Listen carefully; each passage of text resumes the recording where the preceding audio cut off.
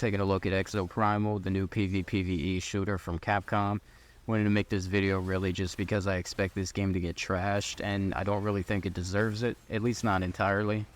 Now, there really isn't too much to Exoprimal. We only have an option of one of two modes, and the only difference between the two is that the round ends on PvP or PvE. Now, as far as actually progressing through the match to get to that point, we're going to be spending a lot of time doing repetitive waves, just beating up on enemies mindlessly. And I say this as somebody who's played almost every single Warriors game. This game can get too mindless sometimes.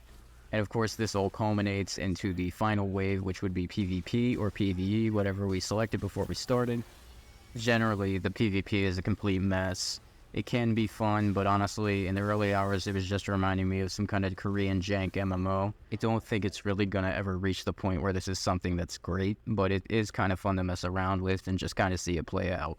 And generally, what people are going to think, they're going to think this game is a dull, monotonous, repetitive mess, and they're not really going to get past the third hour. Because what happens about 3, maybe even 5 hours into the game is you start progressing the story more and more. And that's when Exoprimal gets interesting. As you play through matches in Exoprimal, or War Games as it's called in-game, you'll eventually come across some very great co-op moments that made you glad that you ever played the game. We can simply progress through the story just by playing matches, and then eventually we will hit a story moment where we will play a unique battle.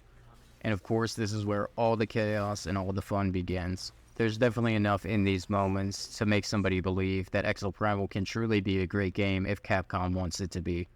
I don't want to actually spoil them in the videos, so I'm just going to leave that there.